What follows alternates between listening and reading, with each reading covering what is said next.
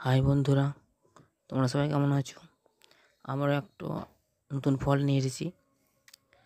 এটা হচ্ছে স্যামসুই ultra slim TV. এর পাওয়ার লাইন সবই আসছে, কিন্তু অন হচ্ছে না।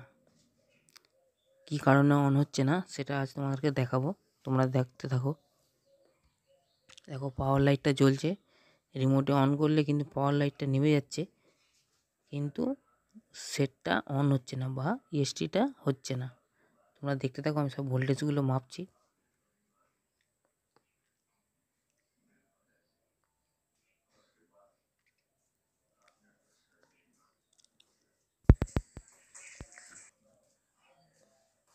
এই দেখছো 23 ভোল্ট।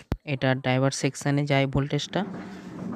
আর এটা হচ্ছে 110 ভোল্ট, এটা ইএসটিতে। আর এই যে ভোল্টটা দেখতো 12 ভোল্ট, এটা হচ্ছে রেগুলেটরের সেকশানে যায়, যেটা অন হবে ওই ভোল্টেজটা। দেখো, আমি যখন অন করলাম, দেখো 12 ভোল্টটা 7 ভোল্ট হয়ে আছে। প্রবলেম আমার এইখানেই, যেটা 10 ভোল্ট হওয়ার কথা সেখানে 7 ভোল্ট হয়ে গেছে। এই জন্যে ইএসটিটা অন হচ্ছে না। দেখো আমি কি করি। দেখো, বাকি ভোল্টেজগুলো সব ঠিক আছে।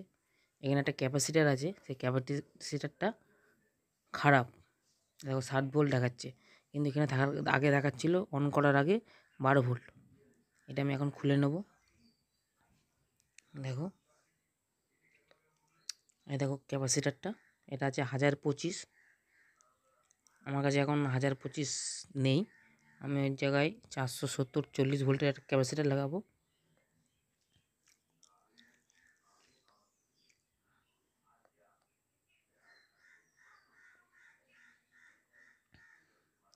আর তোমরা ক্যাপাসিটার লাগাবার সময় নেগেটিভ পজিটিভ দেখে লাগাবে।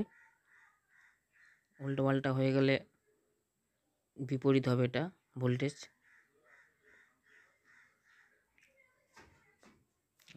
আর ঝাল যখন তুমি পরিষ্কার করে দেবে। আমার ঝাল হয়ে গেছে। এবার দেখো, পাওয়ার সাপ্লাই অন করলাম আর লাল লাইট চলে গেল। দেখো, এখানে আমার 12 ভোল্টই ছিল, আগেও ছিল, এখনও আছে। দেখো অন করলে দেখো কত ভোল্ট দাঁড়ায়। দেখো অন করবো এবার আমি, যে অন করলাম, দেখো আমার সেটটা কিন্তু রেডি হয়ে গেছে। দেখো 10 ভোল্ট। তখন আগে ছিল এটা 7 ভোল্ট, এখন দেখো 10 ভোল্ট, মানে ক্যাপাসিটারটা প্রবলেম। দেখো আমি ছবি দেখাচ্ছি এবার। আর এই যে একটু ঘোলাটে ভাব দেখতে পাচ্ছি, এটা একটু ইএসটিটার প্রবলেম আছে। कुछ ना कुछ करना पड़ेगा। इसका तो एक ही इलाज है, उस औरत को ही मार दो जिसकी वजह से ये सारी परेशानियां हुई हैं।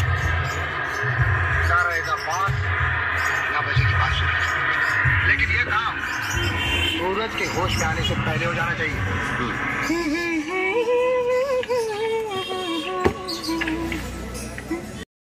দেখো, এই ক্যাপাসিটারটা খারাপ ছিল, আমি এটা পাল্টেছি, রেডি হয়ে গেছে। আর আমার ভিডিওটা ভালো লাগলে লাইক এবং সাবস্ক্রাইব করবেন। ধন্যবাদ। Thanks a lot, Tina. Oh, wow, it's beautiful. तुमने इसे क्यों उतार दिया? पहले